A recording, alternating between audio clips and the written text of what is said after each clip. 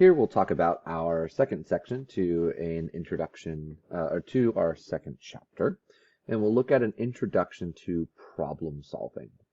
So one of the most important things in algebra is not only teaching you the foundations to more advanced pathway, but we are really taking a deep dive in some different approaches to problem solving.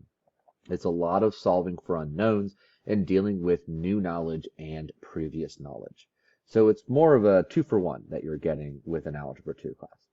When solving problems, you want to practice by writing out key terms that can be translated to algebraic expressions and equations. As you get more proficient, you won't have to write out those key terms.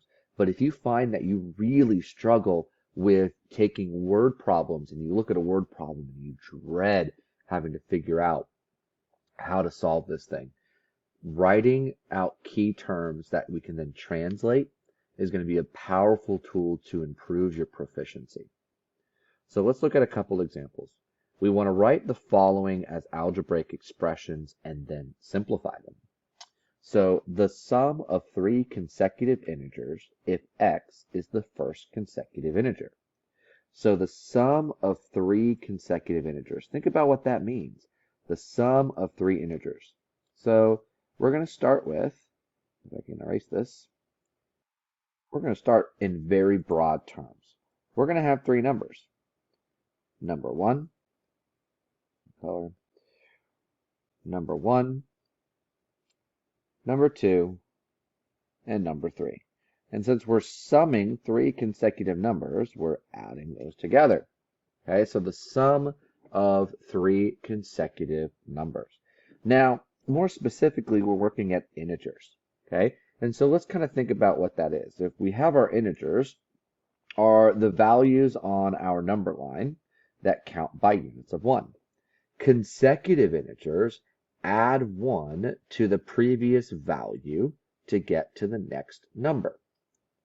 Consecutive even integers add 2 from the previous value to get to the next number. And the same with odd integers. They add 2 to get to the next consecutive value. So we're looking at consecutive integers. If the first integer is x, we know our first number has to be x. So this translates to x. We know we're summing these numbers together. So we have to think about, well, number 2 is going to be the next consecutive number. So to get to the second number, we have to add 1 to x in order to get to that number. And then in order to get to the next consecutive number, well, we have to add 1 to the previous value. So we're going to have to add 1 to x plus 1. Or we could add 2 from 2 numbers ago, which was the x value. Either one of those approaches is going to work. We can take our previous number and add 1, or we could take our first number and add 2, since it was 2 numbers prior. And then we can go ahead and simplify this expression.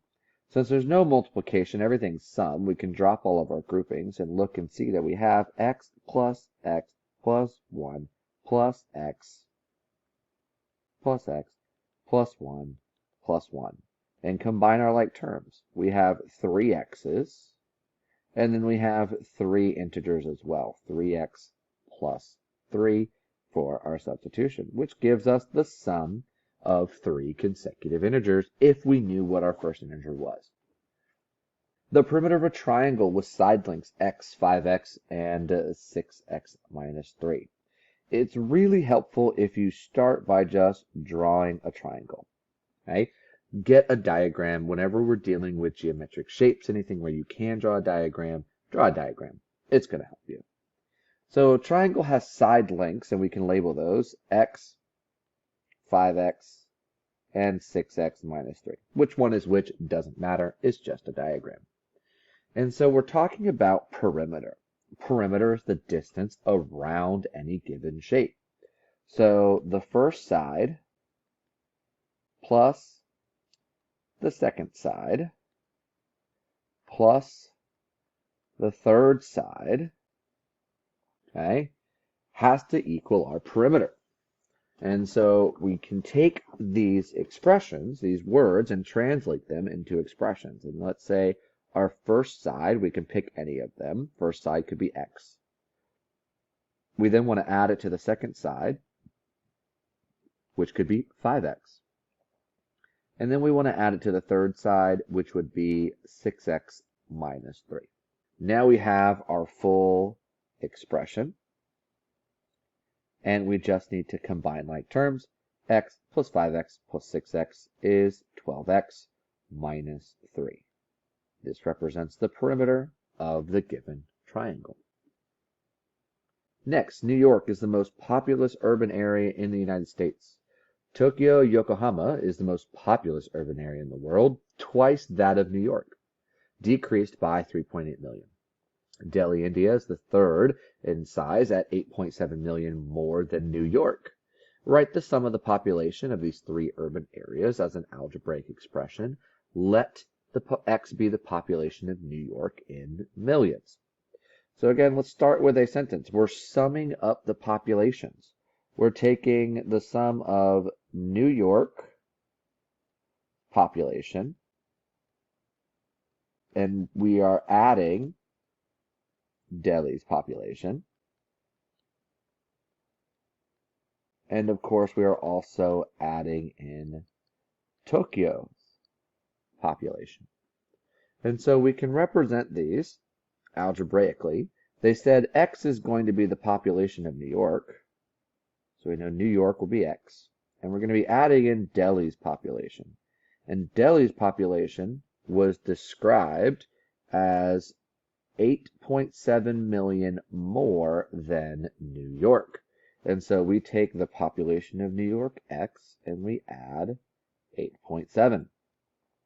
And then Tokyo was described as being twice that of New York, decreased by 3.8 million.